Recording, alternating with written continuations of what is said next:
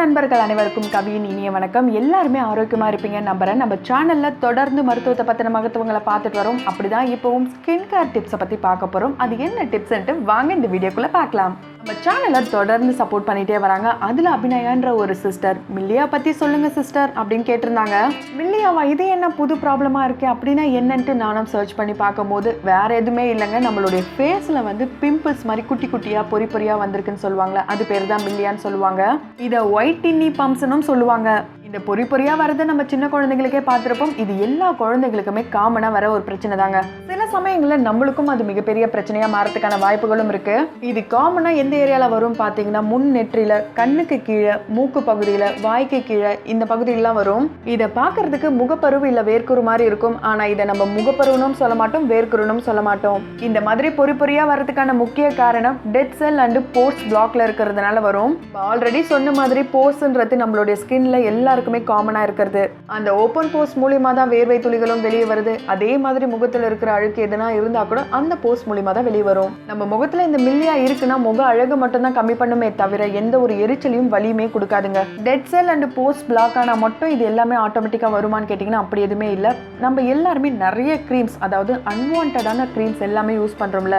நமக்கு என்ன ஸ்கின்னே தெரியாம நிறைய பேர் ஹெவியான கிரீம்ஸ் எல்லாம் யூஸ் பண்ணுவாங்க. இந்த மாதிரி தேவையில்லாம கிரீம்ஸ் எல்லாம் யூஸ் பண்றது மூலியமாவும் இந்த மாதிரி பம்ப்ஸ்லாம் வருங்க. இந்த ப்ராப்ளம் டஸ்கியா இருந்தா வருமா இல்ல ஒயிட்டா இருந்தா வருமான்ற கேள்வியும் பல பேருக்குள்ள வரும். என்ன ஸ்கின் டோனா இருந்தாலும் சரி, ஆயில் ஸ்கின்னா இருக்காங்களா இல்ல காம்பினேஷன் ஸ்கின்னா இருக்காங்களா நார்மல் ஸ்கின்னா இருக்காங்களா பார்த்துதான் அதுக்கான கிரீமை நம்ம யூஸ் பண்ணணும். சரிப்பா, இப்போ எனக்கு பொறி பொறியா வந்துடுச்சு, இதை எப்படி கம்மி பண்ணலாம் பாத்தீங்கன்னா 4 வழிமுறைகளை பயன்படுத்தி தான் நம்ம இந்த பிரச்சனையை கம்மி பண்ண போறோம். இதுல ஃபர்ஸ்ட் ஸ்டெப் என்னன்னா, நம்மளுடைய ஃபேஸ்ல என்ன ஒரு ப்ராசஸ் ஸ்டார்ட் பண்ணாலுமே ஃபுல் அண்ட் ஃபுல் நல்லா வாஷ் பண்ணணும். இது நம்ம ஆல்ரெடி சொல்லியிருக்கோம். பியூர் வாட்டர்ல நம்மளுடைய ஃபேஸை வாஷ் பண்ணதுக்கு அப்புறமா ஃபர்ஸ்ட் ஸ்டெப்பா நம்ம கிளென்சிங் பண்ண போறோம். பொதுவா கிளென்சிங்க்கு நிறைய பேர் அவங்களுடைய பிராண்ட் கிரீம்ஸும் யூஸ் பண்ணுவாங்க. அதே மாதிரி இங்கேயும் யூஸ் பண்ணிக்கலாம். அப்படி கிரீம்லாம் போட்டு என்னுடைய ஃபேஸை நான் எப்பவுமே வாஷ் பண்ண மாட்டேன், ஹோம் ரெமெடி தான்ப்பா அப்படின்னு சொல்றவங்க எல்லாருமே பால்ல நம்மளுடைய காட்டனை டிப் பண்ணி ஃபேஸை நல்லா கிளென்ஸ் பண்ணிக்கலாம். பொதுவா கிளென்சிங் அழுக்க ரிமூவ் பண்றதுக்கு தான். அந்த மாதிரி இதுலயும் அழுக்கு எல்லாத்தையுமே ரிமூவ் பண்ணிடும். Second step toner. இதுக்கு நம்ம 2 பொருள் தான் எடுக்க போறோம். ஒன்னு நம்ம குடிக்கிற தண்ணி,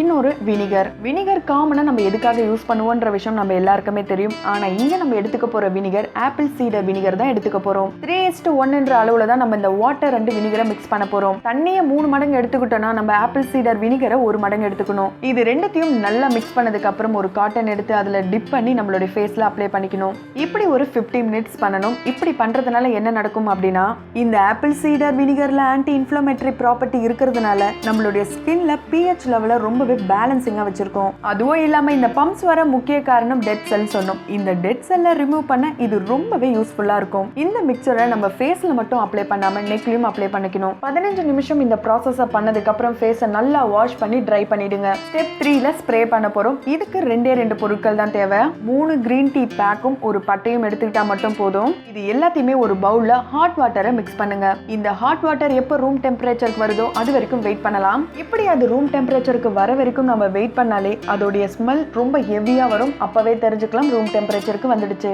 இப்போ இந்த தண்ணியை ஒரு ஸ்ப்ரே பாட்டில்ல நம்ம ஃபில் பண்ணிக்கலாம். இதை ஒரு 1 மந்த் வரைக்கும் நம்ம ஃப்ரிட்ஜ்ல வச்சு ஸ்டோர் பண்ணிக்கலாம். இப்போ அந்த ஸ்ப்ரே பாட்டில்ல இருக்க தண்ணியை நம்மளுடைய ஃபேஸ்ல நல்லா ஸ்ப்ரே பண்ணிக்கணும். இந்த 2 பொருளும் ஒரு ஆன்டி ஏஜென்ட்டா இருக்கிறதுனால எந்த ஒரு சைடு எஃபெக்ட்ஸும் வராது. இதை நீங்க எத்தனை டைம் உங்களுக்கு யூஸ் பண்ணணும்னு தோணுதோ அத்தனை டைம் நீங்க ஸ்ப்ரே பண்ணிக்கலாம். இந்த மாதிரி பண்ணும்போது அது உங்களுடைய ஸ்கின் ஸ்ட்ரக்சரை இம்ப்ரூவ் பண்ணும். இந்த ப்ராசஸ்க்கு அப்புறம் உங்களுடைய ஃபேஸை நல்லா ட்ரை பண்ணிக்கோங்க. ஸ்டெப் 4 பார்க்க போறோம். இதுதான் ஃபைனல் ஸ்டெப். எப்பவுமே நம்மளுடைய முகம் ஈரப்பதத்தோட இருக்கிறது ரொம்ப ரொம்ப நல்லது. அதை தான் நம்ம இப்ப பண்ண போறோம். 2 ஸ்பூன் ஆலோவேரா ஜெல் அண்ட் ஒரே ஒரு ஈ கேப்சூல் எடுத்துக்கிட்டா போதும். இது ரெண்டுத்தையுமே நல்லா மிக்ஸ் பண்ணதுக்கு அப்புறம் இதை நம்மளுடைய ஃபேஸ்ல அப்ளை பண்ணிக்கலாம். ஈ கேப்சூல் எனக்கு ஒத்துக்காதுன்னு சொல்றவங்க கண்டிப்பா அதை அவாய்ட் பண்ணிக்கலாம். இந்த 4 ஸ்டெப்ஸை நீங்க டெய்லி பண்ணணும். அதுவும் நைட்ல பண்ணீங்கன்னா ரொம்ப ரொம்ப எஃபெக்டிவா இருக்கும். இந்த ப்ராசஸை டெய்லி பண்ணிட்டு வாங்க. கண்டிப்பா உங்களுக்கு நடக்கிற சேஞ்சஸை நீங்களே நல்லா பாப்பீங்க.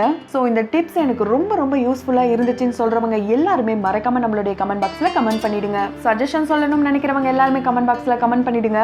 சோ அடுத்த ஒரு சூப்பரான டிப்ஸ்ல பார்க்கலாம். அதுக்கு முன்னாடி இது போல மேலும் அப்டேட்ஸை தெரிஞ்சுக்கொள்ள நம்மளுடைய ஹெல்த் சமூகம் சேனலை இது வரைக்கும் யாரெல்லாம் சப்ஸ்கிரைப் பண்ணலையோ அவங்க எல்லாருமே சப்ஸ்கிரைப் பண்ணிட்டு பக்கத்துல இருக்க பெல் ஐக்கானை பிரஸ் பண்ணிடுங்க.